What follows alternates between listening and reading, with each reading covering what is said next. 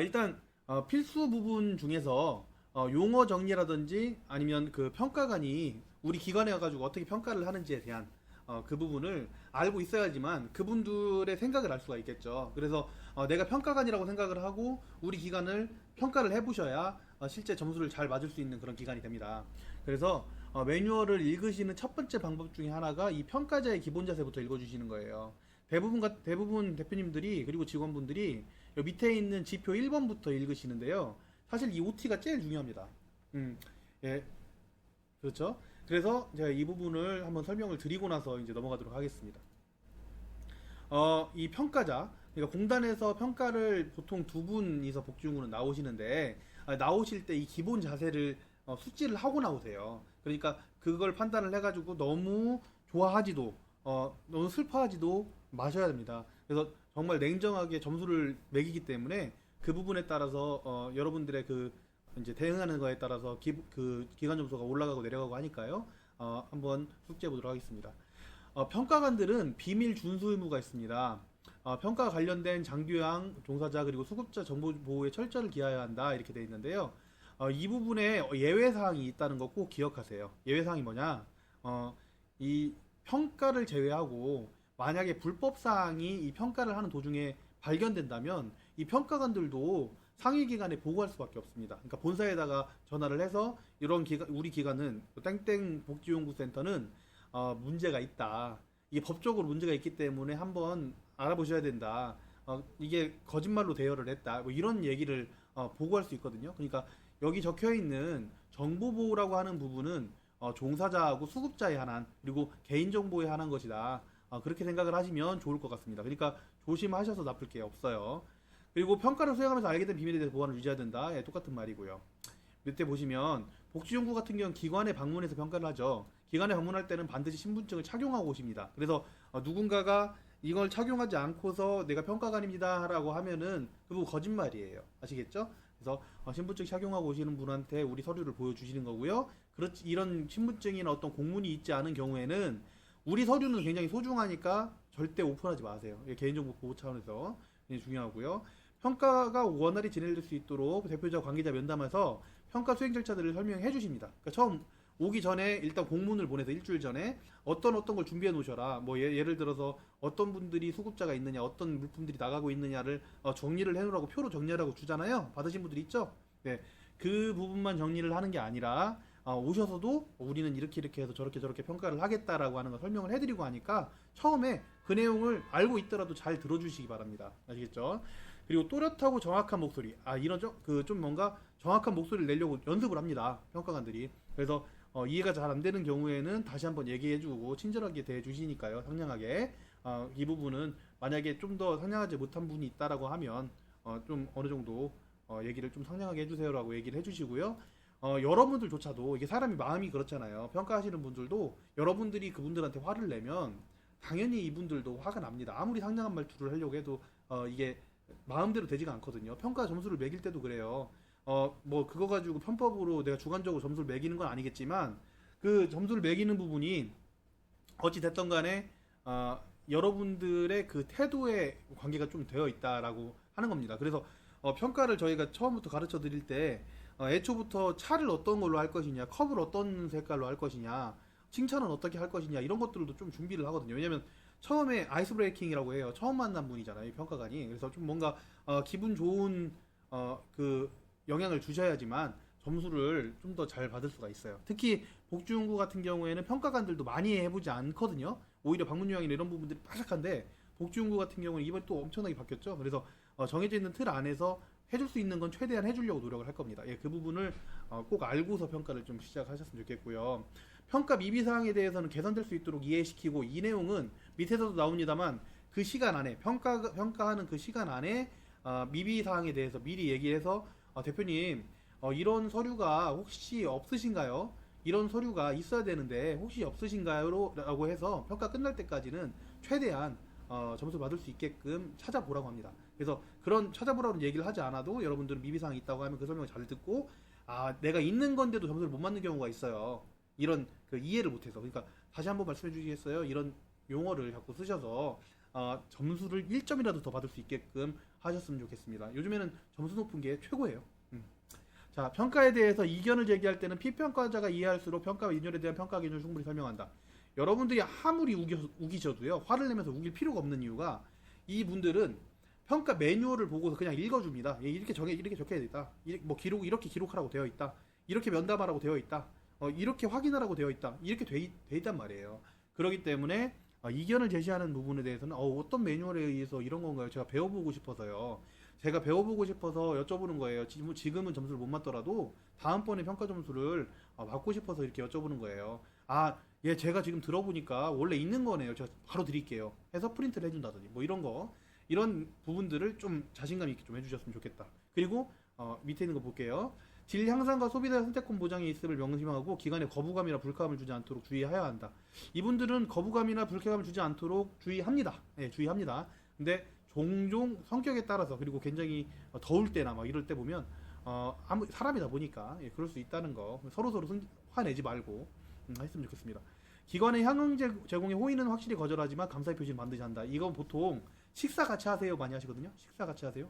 여러분들이 식사 같이 하시자고 말씀을 드려도 이분들 밖에서 드실 거예요. 이게 이제 뭐 어떤 법의 문제나 이런 부분들은 아니어도 어찌됐든 그거를 뭐 6,000원짜리든 7,000원짜리 밥을 먹든 만원짜리 밥을 얻어먹든 그 얻어먹고 나서의 그 마음이 달라지기 때문에 이 부분은 제공받지 않는다, 이렇게 생각하시면 됩니다.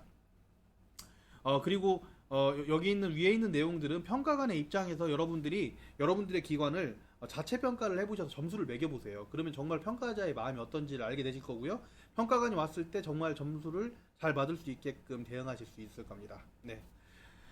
자, 그렇고요. 평가 유예사항 보면은 예정 통보서가 7일 전에 옵니다. 이게 7일 전에 오는데 실제로 뭐 열흘 전에 오기도 하고요. 그래서 예정 통보서가 7일 전에 온다는 것은 우리가 지금 평가관이 3년을 보고 하잖아요. 예전에 2년이었는데 지금 3년이란 말이에요. 그러다 보니까 18년도, 19년도, 20년도 전체를 다 준비를 안 하고서 평가 예정 통보서 받고 나서 평가 준비를 할 수가 없어요. 예전에는 벼락치기가 가능했죠. 7일 발송이 아니었기 때문에. 그래서 그 평가 준비를 그냥 계속해서 할 수 있었는데, 지금 같은 경우에는 그때그때 꾸준하게 하지 않으면, 특히 뭐 대여대장이라든지 불출대장 같은 경우에는 정말 스트레스 받습니다. 그래서 지금부터라도, 이미 안 받으신 분들은 지금부터라도 빨리 준비하셔가지고 최대한 평가 올 때까지 준비를 해서 점수를 많이 맞을 수 있게끔 하셨으면 좋겠습니다. 평가 실시일에 기관을 방문하여 평가 실시 통보서, 평가 안내문, 신분증 제시하고 설명하고 시작합니다. 피평가관이 충분한 시간 드린다고 그랬고, 추측으로 평가하지 않고 매뉴얼 보고 평가한다고 그랬고요. 기관을 살펴볼 때는 안내를 받아서, 자기들이 직접 돌아다니지 않아요. 막 어디 있냐, 뭐 어디 있냐 이렇게 물어보지 직접 돌아다니면서 다 하지 않습니다. 네, 그래서 여쭤보면서 하니까 잘 안내를 해주시도록 해요. 그래서 밑에 있는 평가 매뉴얼을 이해를 하시고, 만약에 현장을 보여줄 게 있으시면 현장을 보여줄 때는 자신 있게 그 전에 먼저 예행 연습을 한 다음에 보여주시는 걸 추천합니다. 예, 일반 사항 알고 계셔야 됩니다. 보통 관련 근거라고 하는 부분들은 어떤 법에 의해서 평가를 하는 거고요. 이 평가를 해가지고 A가 나오게 되면 그에 대한 가산이 있을 수 있고요. 가산에 대한 내용뿐만 아니라 이 실제 그 공단에서 수급자들한테 소개를 할 때도 맨 위에 올라가죠. 우리 기관이. 그 부분을 좀 중요하게 생각을 하시고 하시면 좋을 것 같고요.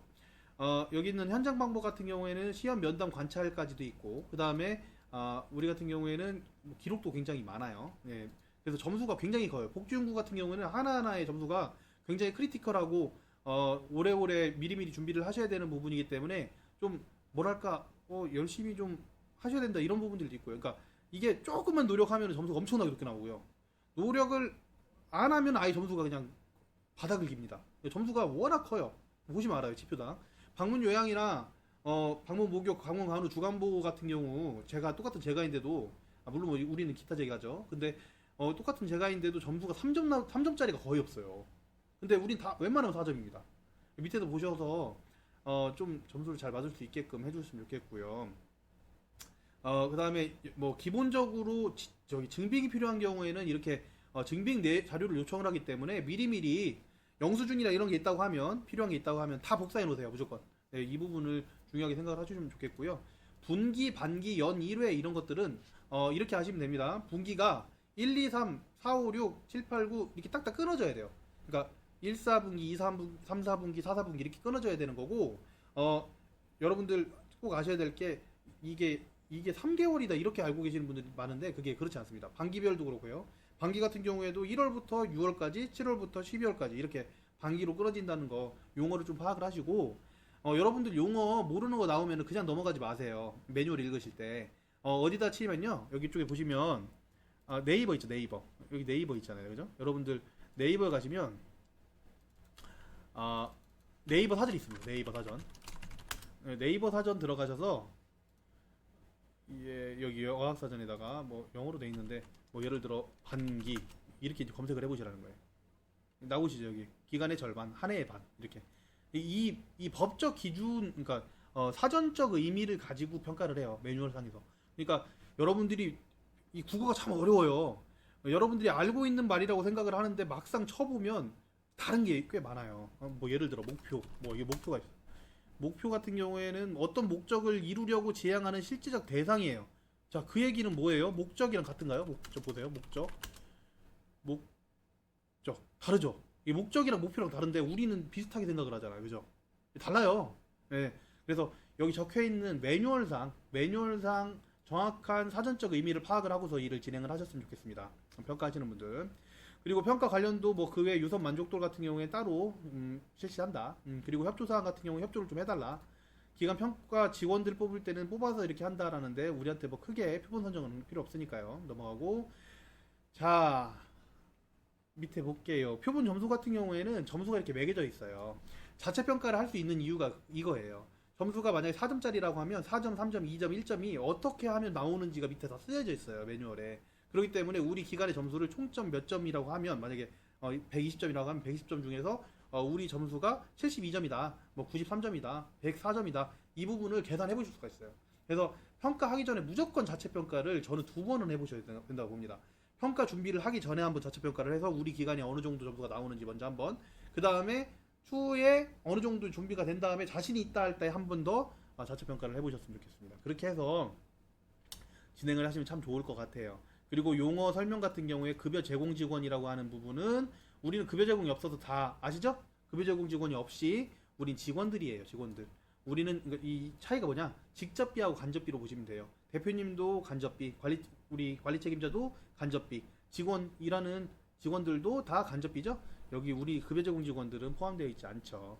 그 대신에 해당 급여 직원하고 직원은 있을 수 있습니다. 직원 같은 경우에는 우리가 만약에 여러 가지 제가 급여 사업을 한다고 하면 전체 사업에 대한 그러니까 우리가 복지용구 방문요양 방문관으로 같이 한다. 그러면 이 세 군데의 전체적인 같은 사업장 내에 있는 전체적인 직원을 직원이라고 합니다. 복지용구에 대한 직원은 복지용구 해당 급여 직원이라고 합니다. 해당 급여 직원. 이 부분 잘 알고 계시고요. 비치해라. 비치랑 게시랑 달라요. 비치는 잠금 장치가 없는 곳에다가 열람하게 할 수 있게끔 해라. 누구나 볼 수 있게끔 놔둬라. 그러니까 쉽게 얘기해서 책 같은 거를 만들어가지고 놔둬라 이런 얘기입니다. 게시 같은 경우는 게시판에다 게시해놔라 이런 얘기입니다. 이 부분을 판단하시면 되고요. 요목 간주 단복 중에서 요양, 간호, 그다음 목욕, 복지용구 이런 부분들에 겹치는 부분들 같은 경우에는 같이 평가할 수 있는데 지금 복지용구가 굉장히 많이 바뀌었어요. 그래서 뭔가 엄청나게 바뀌었다는 건 아니지만 운영규정 내용이나 이런 부분들이 축소되고 우리 쪽에 맞게끔 변경이 됐기 때문에 따로 하셔도 괜찮습니다. 헷갈리잖아요 만드실 때. 그래서 따로 하시는 걸 추천을 드리고요. 다른 기관들한테 받아서 서류를 만드는 경우에도 사실 그 부분 이 매뉴얼에 있는 필수 사항만 잘 확인하시면 누구나 하실 수 있으니까요. 제가 이번에 보여드리는 것도 아주 간단하게 만든 거예요. 왜냐면 만드시는 분들이 굉장히 어려울 수 있으니까 더 덧붙이지 않고 최대한 줄여서 좀 더 설명을 해드리도록 하겠습니다. 자, 여기까지가 저기 복지용구 평가 OT입니다.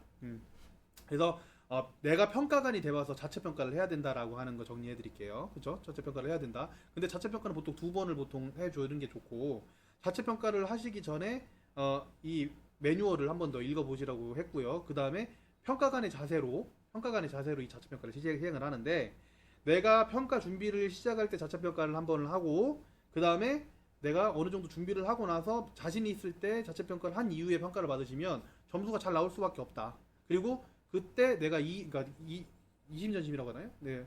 갑자기 생각이 안 나는데 아무튼 그분의 입장이 돼서 평가관의 입장이 돼서 한번 해보시면 점수가 잘 나올 수밖에 없다. 이런 부분들이 있었고요. 용어를 잘 알고 계셔야 된다. 용어는 네이버 사전에다 쳐서 용어 확인하시고서 모든 업무를 진행하셔야 된다라는 부분 설명드렸습니다. 네. 이제 본격적으로 지표를 들어가 볼게요. 여러분들 이 평가 매뉴얼을 보실 때는 제일 중요한 게 필수사항이에요. 필수사항. 예, 필수사항 잊어버리지 마세요. 필수사항. 필수사항 중에서 2번 보세요. 이렇게 필수사항이 필수사항이라고 써 있는 경우가 있고요. 그 다음에 안 써 있는 경우가 있어요. 안 써 있는 경우. 이런 게 안 써 있는 거죠. 자, 안 써 있는 거를 우리가 뭐라고 하냐면 보통 대제목. 그 다음에 필수사항 써 있는 걸 뭐라고요? 소제목 이렇게 얘기합니다. 소제목. 그렇게 생각하시면 돼요. 필수사항이란 말이 되게 어색하죠. 처음에. 헷갈리죠. 무조건 이 내용은 있어야 된다. 무조건 이 내용은 있어야 된다. 이 내용이란 건 뭐냐? 무조건 이 제목은 있어야 된다. 이 제목은 있어야 된다. 이겁니다. 무조건 이 제목은 있어야 된다. 이것만 알고 계시면 사실 점수 나와요. 왜냐? 여러분들이 노력만 하면 나옵니다. 시간이 걸릴 뿐이에요. 자, 2번 보세요. 점수가 몇 점이에요? 3점. 와, 장난 아니에요. 점수가 3점입니다. 평가 방향. 기관이 제품의 체계적인 관리를 위하여 판매 및 대여한 제품에 대해서 관리대장을 작성하는지 평가합니다. 일단 제품 관리대장을 작성을 한다. 그러면 제품 관리대장이라고 하는 책자가 있어야 될 거예요. 그죠? 책자가 있어야 될 테고, 이 서류대장 안에 보니까 계약 일자가 적혀 있어야 되고, 그 다음에 수급자 명이 있어야 되고, 품목명이 있어야 되고, 제품명이 있어야 되고, 제품 코드가 있어야 되고, 구분 판매 대여 해수인지 있어야 되고, 대여 기간 있어야 되고, 배송 구분 있어야 되는구나. 그리고 대여를 갱신하는 경우에도 기록하는지 확인하는구나. 이거 대여할 때마다, 판매할 때마다, 회수할 때마다 제품 관리대장 써야 된다는 얘기입니다. 근데 언제부터 언제까지? 2018년도부터 2020년도 평가일까지. 이거는 서류 자체가 어려운 게 아니에요, 여러분. 서류 자체가 어려운 게 아니다. 서류 자체가 어려운 게 아니라 양이 많아서 어려운 거예요. 그쵸? 근데 이거 어디서 확인할 수 있어요? 공단에서도 확인할 수 있고, 미리미리 적으신 분이라면 이 필수사항이 없는 서류에서라도 이미 작성을 하고 계셨을 거예요. 그쵸? 네네. 그래서 이 부분을 확인을 해서 그때그때 좀 해주신 분들은 괜찮겠지만, 그렇지 않은 분들은 18년도 1월달 거부터 싹 다 정리를 해서 시간을 내서라도 마무리를 지시기 바랍니다. 아시겠죠? 자, 볼게요. 이게 보시면은 2번만 같이 보지 말고 밑에를 잠깐 볼게요. 밑에 이 서류는 잠깐 넘어가고요. 이따 보여드릴게요. 밑에 보면 4번이 있어요. 4번. 2번하고 4번 같이 보세요, 여러분. 2번, 4번 같이 봅니다. 2번, 4번. 2번하고 4번을 같이 봐야 되는 이유가 여기 보면 있습니다. 여기 보세요. 제품 전부를 전용 차량을 이용하여 배송함. 제품 일부를 전용 차량을 이용하여 배송함. 이렇게 돼 있죠. 그러면 18년도 1월부터 20년도 평가일까지 전용 차량을 통해서 이 제품을 배송하는지를 3점으로 보고 있죠. 보이시죠? 네네. 보세요. 이건 좀 이따 다시 설명을 하고, 여기 3점하고 2번에 여기 3점하고 몇 점이에요? 6점. 6점이면은 평가의 대세가 달라집니다, 여러분. 6점이면. 그래서 2번, 4번 같이 보시는데요. 어떤 것 때문에 그러냐? 이것 때문에 그렇습니다. 자, 여러분들 밑줄 치세요. 이거 굉장히 꿀팁이에요. 2번, 4번을 같이 보는데 2번을 작성할 때 배송 구분. 자, 밑에 공단에서 나온 서식에는 그 내용이 나와 있지 않아요. 지금 이런 느낌이 오지 않아요. 근데 저희가 쓰는 서식을 보여드리겠습니다. 방법을 이렇게 꼭 만드시라는 건 아니에요. 근데 저희 같은 경우에는 이렇게 얘기를 합니다. 보세요. 제가 4번의 배송 구분을 얘기를 해드렸잖아요. 4번의 배송 구분 보세요. 자체 차량으로 배송했냐, 공급업체에서 배송했냐, 소독업체에서 배송했냐, 택배했냐, 내방했냐.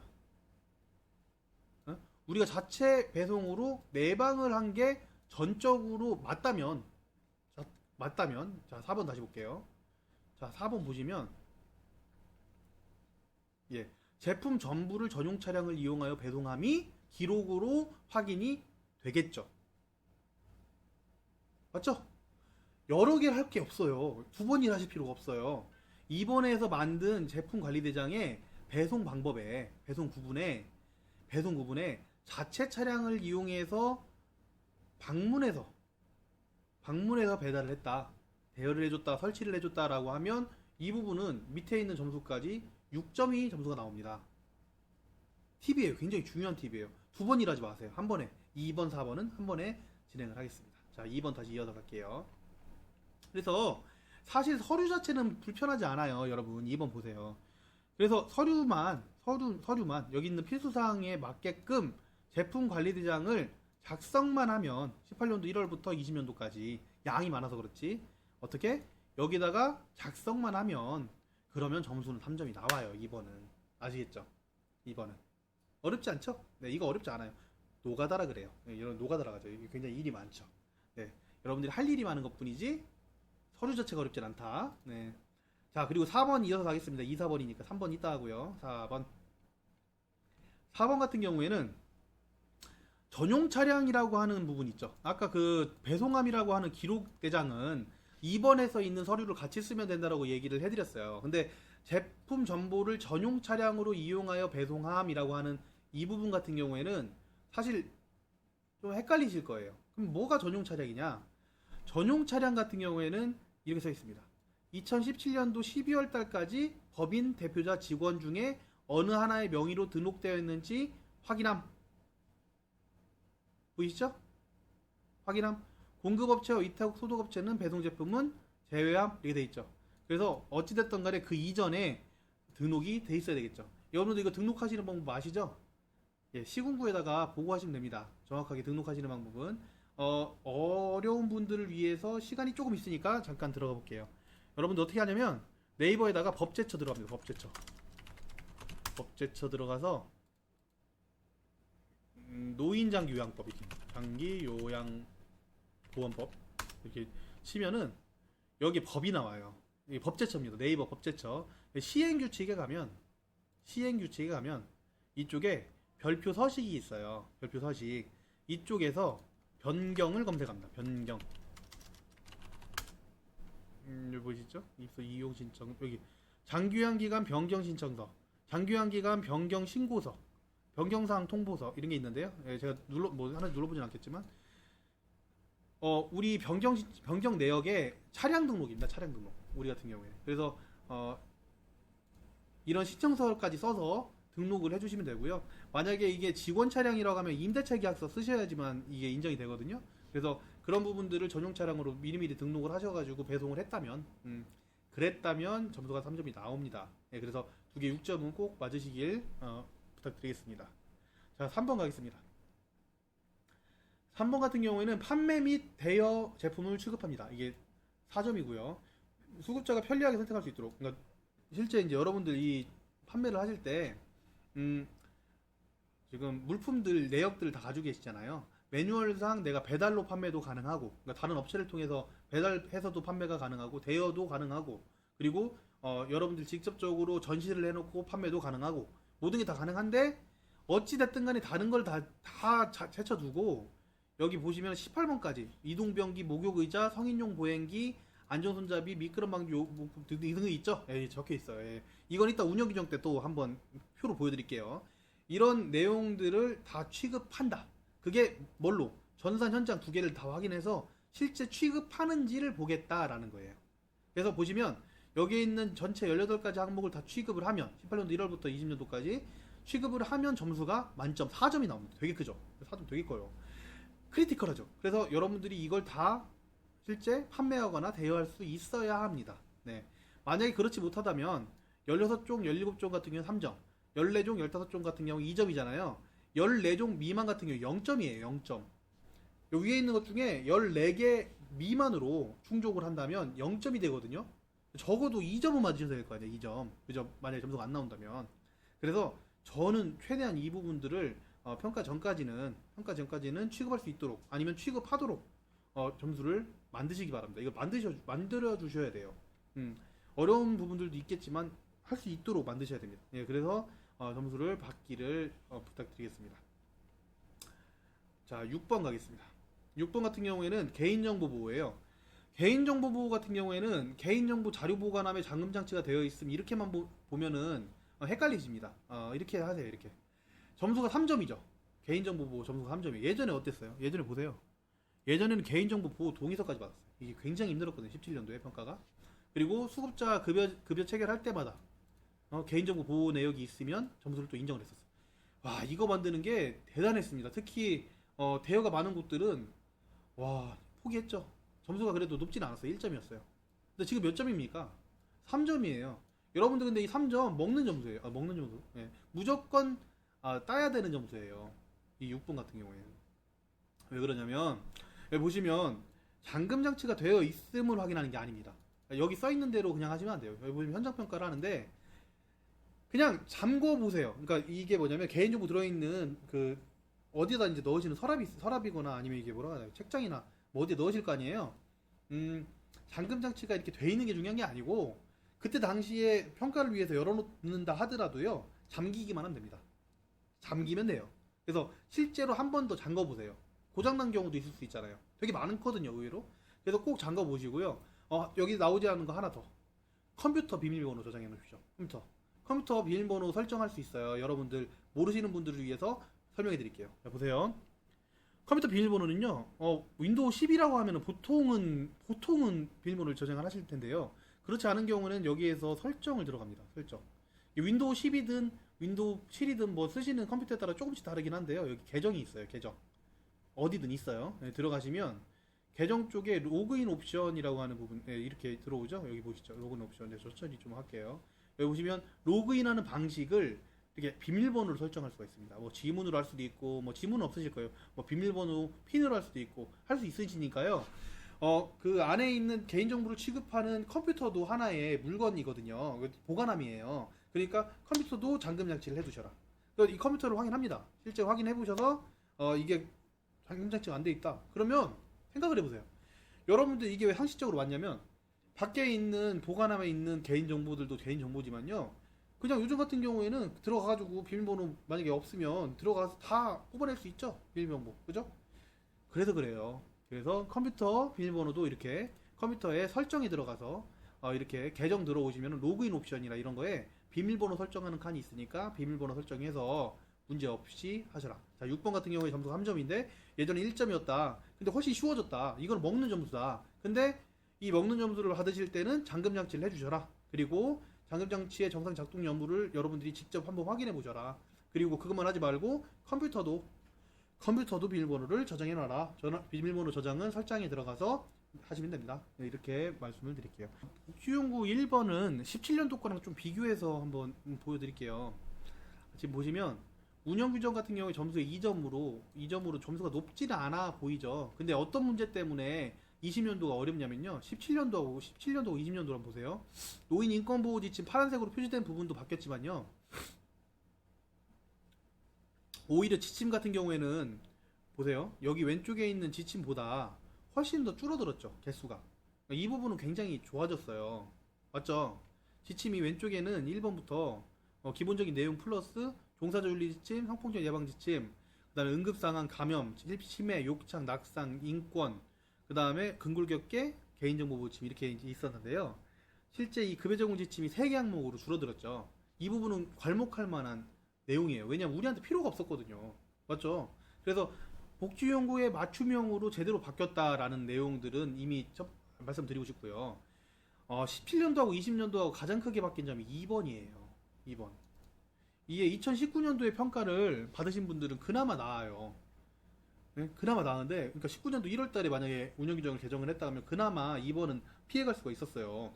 근데 우리는 2020년도에 평가를 받으시는 여러분들은 운영규정에 따라서 기간을 운영해야 됩니다. 보이시죠?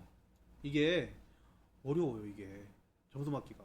그래서 보시면은 여기는 지금 그 이용계약에 관한 사항 등 6개 항목 모두 확인이라고 하는 내용들이 있잖아요.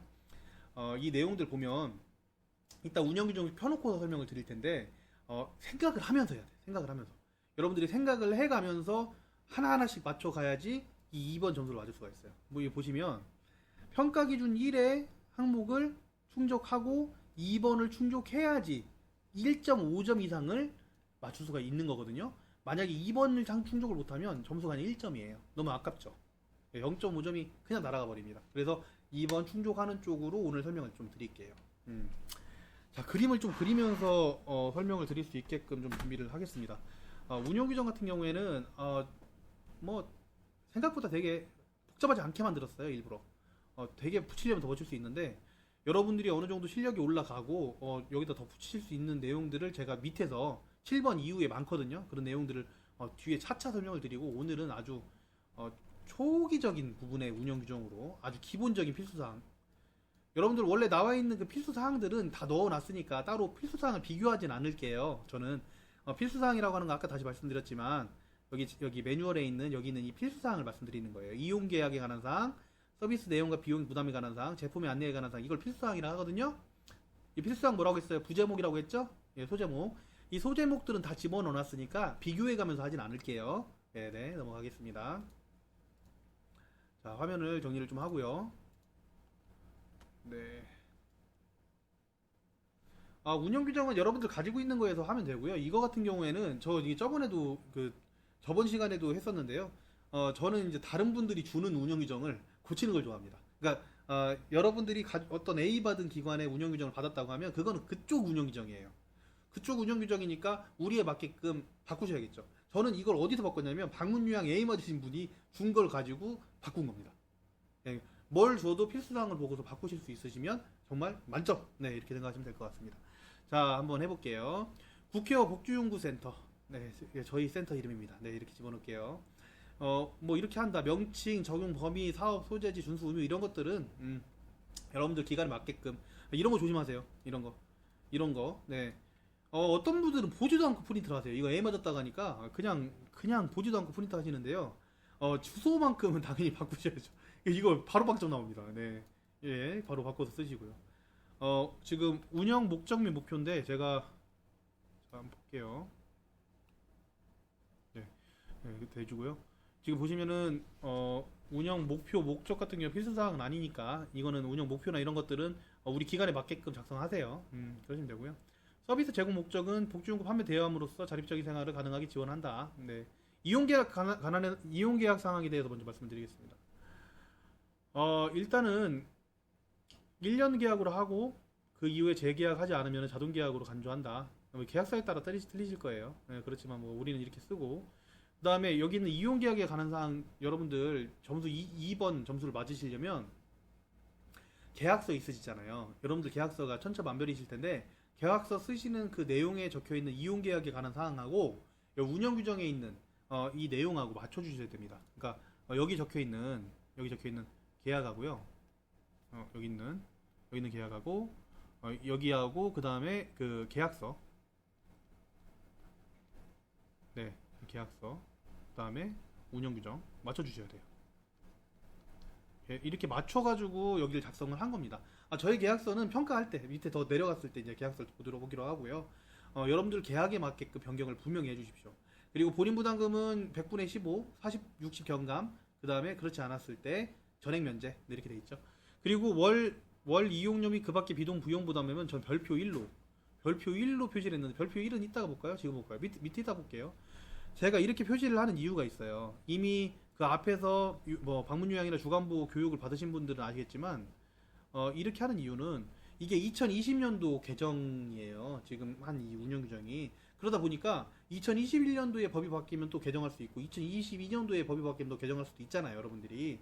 그러다 보니까 이 금액이나 이런 부분들이 1년에 한 번씩 바뀌잖아요. 그래서 별표에 맞게끔 표시를 한 거고, 변경됐을 때 별표만 바꿔주면 개정이 되게끔 만들기 위해서 별표로 표시를 한 겁니다. 신원 인수인의 원리 의무 계약에 관한 사항, 해제에 대한 사항 뭐 이런 것들인데요. 이 부분 같은 경우에는 원래 방문요양에서는 사실 방문요양에서는 이런 내용들이 없어요. 근데 여기다가 이런 우리의 넣고 싶은 그분들이 이제 가지고 있는 그 의무들을 적어서 이제 집어넣는 거고요. 계약의 해제 같은 경우에도 우리 계약서에 있는 사항 똑같이 적어주세요. 여기에 계약 해제 요건이 대상자의 생명 위험하거나 사망했을 때, 그 다음에 전염병 소지자 보균자 판견돼서 사용용품 대여가 불가능할 때, 뭐 이런 내용들을 써놨잖아요. 우리가 이렇게 보시면 이게 뭐 4개가 될 수도 있고 5개가 될 수도 있어요. 근데 이 내용이 여기에 적혀 있다고 하면 이게 우리 계약서에도 똑같이 적혀 있어야 됩니다. 왜 그래요? 다시 앞으로 갈게요. 이렇게 하는 이유는 아까도 말씀드렸지만 여기 앞에 보시면 이 밑에 운영 규정 안에 마우스가 지금 안 움직이는데 페이지 다운을 그냥 말씀드릴게요. 운영규정 아래 그 운영규정에 따라서 운영을 해야 된다는 내용 때문에 그래요. 그래서 이 부분을 적혀 있으면 똑같이 계약서에도 똑같이 적어주시라고 말씀드리는 거고요. 자, 10조 서비스 내용과 그 비용 부담에 관한 사항을 말씀드리겠습니다. 네, 내려가죠. 네, 부담사항. 여기 보시면 대여 가능한 복지용구 목록, 그 다음에 제품 목록 급여 비용에 대한 고시라고 하는 게 있어요. 여기 보이시죠? 이 보건복지부 고시가 2월 28일이 지금 최신이어서 이렇게 써놓은 건데요. 그때그때 최신화를 시켜서 별지로 표시해 주면 됩니다. 별지는 이따가 펴서 보여드릴게요. 따로 복지용구 별지가 있거든요. 그래서 이 부분은 이 복지용구를 어떤 물품을 제공하는지에 대한 매뉴얼이 있으실 거예요, 여러분들. 그리고 이게 여기 없으면 공단 사이트에 들어가서 이 부분을 다운 받으실 수도 있고, 이렇게 보건복지부 들어가셔가지고 고시를 다운 받아서 표시를 해두실 수가 있어요. 그래서 이런 서비스를 한다. 그리고 기관에 기본 책무들이 있다. 그 다음에 본인 부담금을 내는 거는 수급자, 본인 부담금을 내시는 거는 계약자가 부담을 한다. 이런 내용들에 대한 내용들을 다 적어주시면 됩니다. 제품 안내에 관한 사항, 취급처표 홍보 안내 정보 게시라고 되어 있는데요. 이게 필수사항이에요. 보시면 취급 제품의 안내는 기관에서 판매, 대여하는 복지용구 제품 목록 급여 비용은 복지용구 제품 및 급여 비용에 따른 고시를 따른다. 우리는 이거 법적으로 그냥 정해져 있는 내용을 따른다라는 내용으로 적어놨죠. 이렇게 해서 기본적인 내용을 써주고요. 그 안내에 대한 부분은 직접 책자 또는 매뉴얼로 직원이 설명한다. 예, 이런 용어 쓰실 때도 중요하게 생각하셔야 되는 부분이 일반적인 급여 제공 직원이라든지 해당 급여 직원이라든지 그런 말씀을 써주셔야 됩니다. 직원이 써준다. 그리고 제품의 홍보, 이 부분이 굉장히 중요합니다. 예, 여기 별표를 한번 칠게요. 이 부분이 굉장히 중요해요. 굉장히 중요합니다. 이게 왜 중요하냐면 똑같이 그 부분 때문에 그래요. 이게 그 필수사항을 맞춰가지고 점수를 맞기 위해서 이 부분 별표를 쳤습니다. 우리가 운영 규정에 따라서 운영을 한다라고 했을 때 제품의 홍보를 만약에 홍보하지 않는 것을 홍보라고 한다면 점수가 나오지 않아요. 그러니까 가령 여기에는 우리 기관은 국회어 복지연구센터는 차량으로 홍보를 한다. 차량에다가 국회어 복지연구센터라고 하는 그 랩핑을 해서 차량을 이렇게 가지고 돌아다니는 것 자체가 홍보잖아요. 그죠? 그게 제품 홍보를 그렇게 한다. 라고 하면 넣어도 됩니다. 근데 그렇지 않다면 지우세요. 제가 이렇게 작성된 거를 보내드렸어, 만약에 서류를. 그러면 그걸 보고서 나는 그냥 그대로 쓰신단 말이에요. 보통 운영규정 서류를 어려워하시니까. 근데 이거는 우리 기관에 포함되지 않는 거라면 지우시고 우리 기관에 맞는 홍보 방식을 집어넣으셔라 라고 하는 거고요. 책자에 대한 홍보. 우리가 비치된 책자가 있다. 그러면 이걸 가지고 홍보가 되죠. 여러분들 여기 이쪽으로 오시는 분들한테. 근데 그게 없을 리는 없죠. 그렇다면 지워야 된다, 이런 얘기입니다. 지역기관과의 연계, 이런 말 많이 써 있어요. 지역기관과의 연계. 그러니까 복지연구 사장님들 지금 실제로 이제 이 업무를 하실 때 방문요양센터, 그다음에 다른 목욕센터 이런 쪽에 수급자들 많이 만나러 다니시잖아요. 그분들을 누가 소개해 주세요? 그쪽 원장님들이 소개해 주시죠. 그쪽 기관에서 이거를 연계라고 해요. 연계. 그러니까 MOU, 그렇죠? MOU를 하는데 그냥 단순하게 앞에서 지역기관과의 연계까지만 쓰시는 경우가 많아요. 여기 3번 지역기관과의 연계라고만 그냥 쓰시는 경우가 많단 말이에요. 여기만. 근데 이러시면 안 돼요. 왜 그러냐면 이게 어디랑 연계되어 있는지를 물어봐요. 운영규정에 따라서 운영을 해야 되니까. 어디랑 연계해서 하시는데요? 그럼 연계 확인서 보여주실 수 있으세요? 어느 센터랑 연계하셨어요?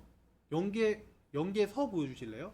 라고 물어본단 말이에요. 그래서 어느 센터든 뭐 4군데든 5군데든 연계한 곳이 있을 거 아닙니까?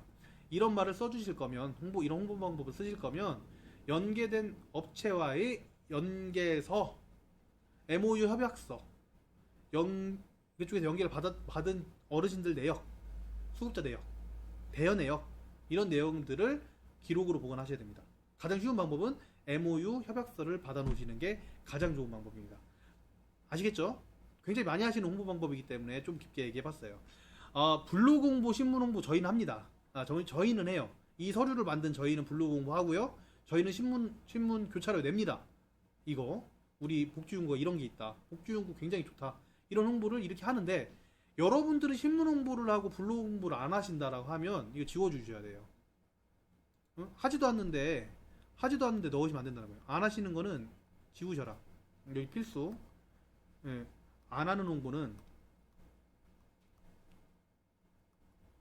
지우셔라. 왜? 운영 규정에 따라서 운영하기 위해서. 아시겠죠? 중요합니다. 정보 게시. 제품에 대한 정보는 책자 및 매뉴얼을 기관의 게시판이나 게시판 누구나 볼 수 있는 게 게시하며 상담 시 담당자가 게시한 정보를 정확하게 전달한다. 이렇게 하시면 되겠네요. 그죠? 게시판에 놓으면 되죠. 게시판 없는 분들도 있으실까요? 게시판 만드시면 됩니다. 없으시면. 자, 제품 유통에 대한 부분은 제품 배송 방법이 여러 가지가 있겠죠. 근데 전용 차량에 의한 배송과 보호자에 의한 배송이 있고 뭐 택배도 있을 수 있고 뭐 여러 가지가 있는데요. 저희 같은 경우 이 두 가지만 한다. 이런 내용이고요. 따로 택배를 하지 않는다 그러면 빼시고 택배가 있다 그러면 택배 집어넣으시고요. 이렇게 넣으시면 되고요. 제품의 재고 관리 같은 경우에는 사람을 이렇게 임명해도 되고요. 이 사람이 그만뒀을 수도 있잖아요. 근데 저희 같은 경우에는 대표자가 홍길동이라서 대표자가 바뀔 일이 없어서 이렇게 이제 집어넣었습니다. 그래서 다른 사람이 만든 이 서류들은 다른 분들이 만들어서 A를 받았던 평가 서류들은요 내게 아니란 말이에요. 내게 아니기 때문에 꼭 부탁드립니다. 꼭 직접 이렇게 변경하셔서 쓰시기를 바랍니다. 제품에 소독해 가는 사항은 소독 방법이 있어야 되는데 소독 방법은 제품 관리대장으로 따로 관리를 해요. 밑에 평가에 나옵니다. 그래서 제품 관리대장을 봐요. 걔가 점수가 안 나오면 운영규정 덩달아 안 나와요. 그렇죠? 이것 때문에. 그래서 전문업체 소독을 원칙으로 우리는 해요. 아니신 분도 있겠지만 소독 가능한 물품에 대해서는 각 수급자에게 수거해서 수시로 기관 담당자가 직접 소독을 실시한다. 각 항목에서 정하지 않은 사항은 1이네요. 사회복지사업법의 복지연구 소독 관리 지침을 따른다. 이렇게 이제 피해갑니다. AS는 실제 여러분들이 AS 하는 내용들을 적어주세요. 그래서 계속 하는데 뭐 연한이 의의가 있다 이런 글들은 그냥 쓰셔도 돼요. 안 바꾸고 쓰셔도 되고요. 밑에 보시면은 AS 기간이라든지 이런 부분들은 고시로 나와 있는 부분들 잘 활용하시고 우리 기관에서 만약에 자체적으로 AS가 가능한 기간이라면요. 그 부분을 표시하셔가지고 할 수 있게끔 해주시고 지금 보시면은 처리 기한 같은 경우에도 좀 저는 넉넉하게 적었어요. 이렇게 최대 1개월 이내로 한다. 근데 이게 나중에 발목을 잡을 수도 있어요. 발목을 잡을 수 있다는 게 운영 규정에 따라서 운영한다라는 내용 때문에 그래요. 참 이게 어려워요. 점수 맞추는 게. 그래서 이런 한마디 한마디도 잘 읽어보면서 우리 기관에 맞는지, 우리 기관이 이렇게 운영하고 있는지를 정확하게 해주셨으면 좋겠고요. 만약 대여 물품이라면 AS 기간 동안 사용할 수 있는 대체 물품을 지원해서 수리 기간 동안에도 급여 제공에 문제 없도록 지시를 한다. 아주 좋은 방법이죠. 이렇게 계속 할 수 있게끔 조치를 합니다. 여러분들 지금 여기 적혀 있는 내용들은요 제가 쓴 거예요. 제가 쓴 거고 실제로 운영을 하시는 우리 대표자님들 그 다음에 그때 일하시는 우리 그 관리자님들 훨씬 더 잘 쓰실 수 있겠죠. 제품 AS에 대한 사항. 그리고 우리는 어느 기관의 체인점이라서 AS에 관한 그 약관이 있다고 하면 그 외에 제품 AS에 관한 사항은 우리 어디 약관에 따른다라고 적어주시면 끝납니다. 그거 보고 끝나요. 그렇죠? 네, 그걸 보면 되니까. 그래서 AS에 관한 사항. 근데 이제 문제는 뭐예요? 그대로 AS를 해줘야 되겠죠. 이 운영 규정에 맞춰서 해야 되니까 참 어려워요, 그죠? 그래서 피해갈 수 있게끔 잘 적어주시기 바랍니다. 운영 규정 개정 방법 절차 같은 경우에는 사실 필수 사항으로 들어가 있는 부분은 아닌데 제가 적어놨어요. 그래서 기관장 결정 하에 수시로 개정할 수 있다라고 적어놨고 필요할 시에 직원이 없는 분들도 계시지만 직원 있으시면 직원회의를 통해서 개정할 수 있다 이렇게 적어놓고 규칙하고 여기 보시면 이용 부담액으로 2020년 기준으로 제가 별표를 만들어 놨다고 그랬죠. 이용료가 이 한도가 바뀐다든지 아니면 경감이 바뀐다든지 퍼센트가 예전에 바뀌었잖아요. 이런 게 바뀐 부분이 있다고 하면은 이 별표만 바꿔주면 운영 규정을 개정하지 않아도 별표만 뒤에다 계속 붙여주면 해결이 되잖아요. 그래서 이 운영 규정을 만드는 방법에 대한 부분들도 어느 정도 설명을 드렸습니다. 운영 규정 이렇게 설명을 드릴게요. A부터 Z까지 설명을 다시 한번 정리를 하자면 여러분들 보세요. 운영 규정 같은 경우에는 필수 사항이 제일 중요하다고 그랬어요. 필수 사항. 점수를 2점을 다 맞으려면 우선적으로 해야 될 게 필수 사항이에요. 그 필수 사항은 뭐라고 했어요? 대제목하고 소제목이라고 했어요. 대제목은 뭐예요? 운영 규정이 있어야 한다라는 게 대제목이에요. 운영 규정이라고 하는 게 대제목이에요. 그리고 소제목은 뭐예요? 이게 소제목이에요. 이게 필수 사항이에요. 이용 계약에 관한 사항에 계약 기간, 목적, 이용료 이런 소제목들이 여기에 다 들어가 있어야 된다고 했어요. 그게 제가 조수로 다 들어가 있죠. 이렇게 조로 이렇게 다 들어가 있어야 된다고요. 필수 사항이. 아시겠죠? 그 내용이 충실해야 되니까. 그죠? 충실하게 작성할 수 있게끔 하고요. 그리고 나서 정말 어려운 부분이 뭐다? 이거다. 운영 규정에 따라서 기관 운영함이 점수가 되게 어렵다. 아시겠죠? 그래서 우리 기관에서 하지 않는 것들은 여기서 얘기하지 마셔라. 아시겠죠? 네. 그래서 이렇게만 하면 우리 기관에 맞게끔 간단하게, 그렇지만 우리 기관에서 하는 모든 것들을 운영 규정에 넣기만 하면 운영 규정은 점수가 나온다. 대신에 뭐가 더 필요하다? 급여 제공 지침 3개가 필요합니다. 그래서 급여 제공 지침을 넘어가겠습니다. 급여 제공 지침이 3개가 있는데 성폭력 예방 및 대응 지침, 그 다음에 노인 인권 보호 지침, 개인정보 보호 지침이 3가지가 있어요. 근데 이 3가지만 남겨놓은 이유를 생각을 하셔가지고 하셔야 돼요. 자, 성폭력 예방 대응 지침 같은 경우에는 왜 이게 교육이 돼야 돼요? 여러분들도 아셔야 되고 직원들한테도 왜 교육이 돼야 돼요? 이게 실제로 수급자를 만나기 때문에 그래요. 보호자를 만날 수도 있고 수급자를 만날 수도 있잖아요. 직원끼리도 일어날 수 있어요. 이 부분이. 자, 어떨 수도 있어요. 수급자분이 성적 침해예요. 그래서 성적 침해여서 그럴 수 있고요. 그 다음에 직원이 그럴 수 있고요. 직원끼리 그럴 수 있고요. 보호자가 직원한테 그럴 수 있어요. 뭘 그래요? 이렇게 폭력을 행사할 수 있어요. 그죠? 그런 부분들에 있어서 교육이 필요하다라는 거고요. 노인인권 보호 지침은 왜 이렇게 이게 중요하게 생각을 해요? 노인인권 중요하죠, 여러분. 노인인권 얼마나 중요해요, 그죠? 우리 어르신들 대할 때 친절하게 대하시고, 이게 다 사람 같지 않게끔 이렇게 대하지 마시고, 뭐 이런 내용들이에요. 그쵸? 필요하잖아요. 개인정보 보호 지침 법이라고 하지만 요즘에 되게 중요해졌잖아요. 벌금도 있고, 그죠? 그래서 이 3가지는 남겨놓은 겁니다. 네. 그래서 한번 볼게요. 성폭력 예방 지침. 이미 앞에서 교육을 몇 번, 뭐 방문 요양 주간보호 다 들으신 분들은 이 내용들 다 아시는 내용이에요. 그래서 우리 기간에 맞게끔만 좀 써서 이렇게 이런 이름이라도 잘 바꾸셔서 지침을 좀 점수는 깎이지 말도록 하겠습니다. 성폭력이라고 하는 성폭력 유형, 세부 유형, 성희롱도 있고 성폭력도 있죠. 예, 유형이 있고요. 그리고 이 필수 사항들이 다 들어가 있는 내용들이니까 비교하면서 하진 않을게요. 성폭력 예방은 어떻게 해야 된다, 대응을 어떻게 해야 된다, 이런 내용들, 사후 조치는 어떻게 해야 된다는 내용들은 여러분들 진짜 얻으시려면은 정말 많아요. 이런 내용들은 굉장히 많으니까 필수 사항들을 맞추는데 어렵지 않을 거라고 생각을 해요. 이 점수 맞추는데. 근데 이제 실제 점수가 안 나오는 이유는 어떤 내용 때문에 많이 안 나오냐면요, 이런 거 실질적으로 직원 간, 수급자 간, 그 다음에 수급자하고 직원, 이런 보호자하고 직원 간, 이런 것들, 이런 그 적나라한 내용들이 안 들어가 있는 경우가 많아요. 지침이라고 하는 건 정말 그분들한테 교육을 해주시고 실제 이것 때문에 문제가 되지 않게끔 만들어주는 게 지침이에요. 규정이란 말이에요. 그렇죠? 그렇기 때문에 좀 적나라하게 교육을 할 수 있게끔, 만약에 말로 하시기 어려우면 읽어봐요. 한번 읽어봐요. 이런 문제가 있다. 저처럼 이렇게 뭐 저 두루뭉실하게 얘기를 하시던지 정확하게. 그래도 정확히만 얘기해주면 어떻게 대응할 수가 있잖아요. 그죠? 그래서 실질적으로 도움이 되게끔 지침이 만들어져 있어야지 그 공단에서는 충실하다고 봅니다. 충실하게 작성했다라고 보니까 이런 직원과 직원과의 이 성폭력 유형, 그 다음에 직원과 보호자, 직원과 수급자, 수급자가 직원에게, 직원이 수급자에게, 그 다음에 또 뭐가 있어요? 뭐 여기 다 했네요. 이런 부분들이 적나라하게 어떤 내용들이 있는지를 넣어서 교육을 해주는 방식으로 가시면 됩니다.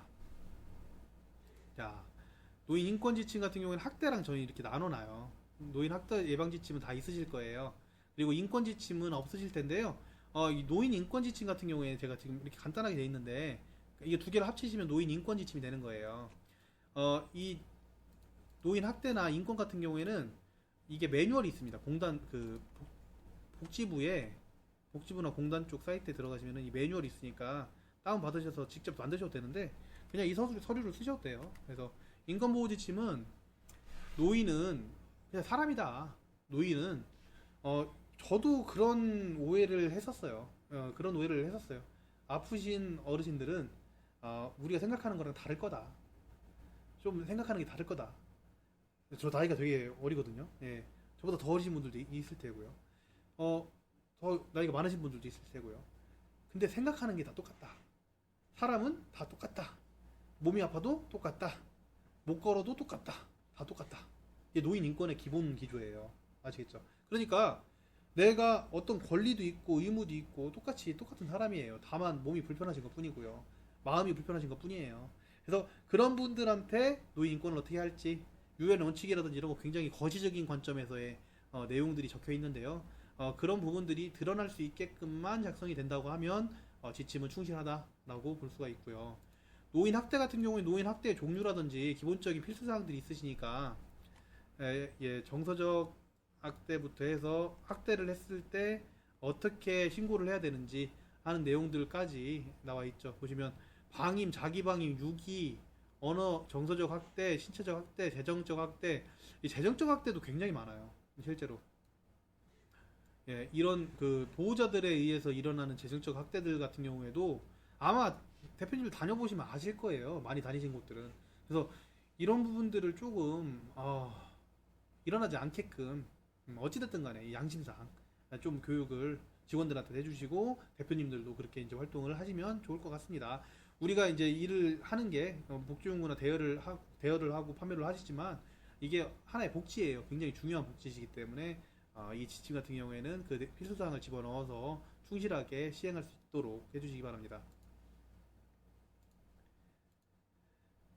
개인정보 보호 지침 같은 경우에 다른 거 불편하게 하실 거 없고요. 이거는 이제 법이 정해져 있어요. 개인정보 보호법이라고. 개인정보 보호법 같은 경우에는 아까 이제 보셨던 인터넷 사이트에서 법제처가 있었죠.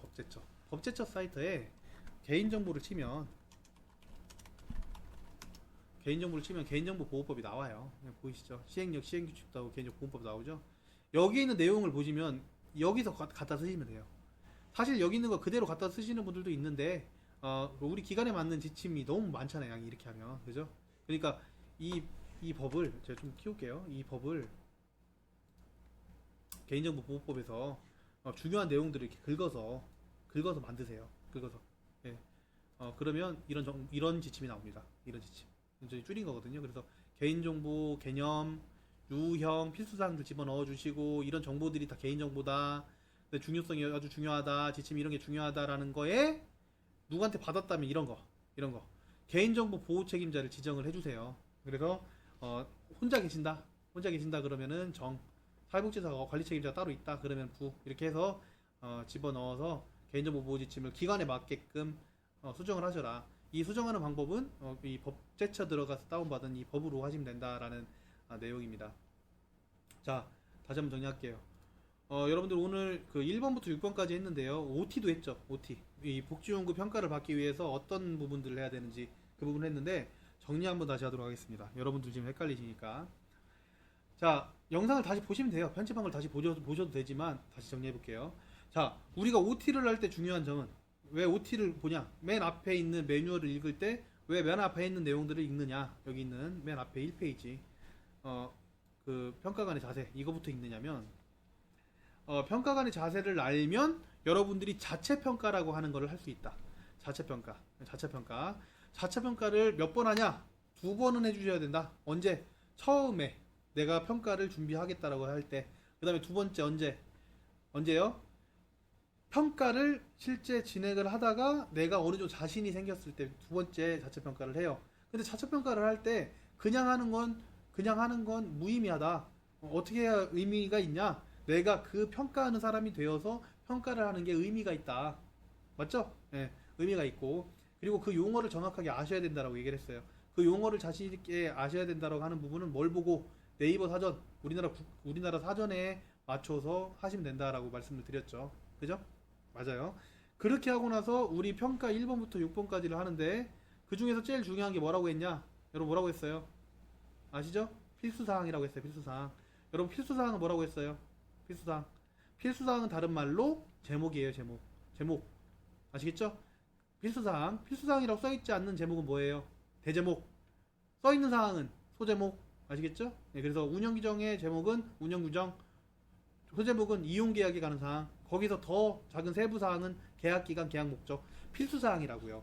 필수사항을 충실하게 작성하면 된다고 말씀드렸어요. 그죠? 아니면 계속적으로 지속적으로 작성하면 되고요.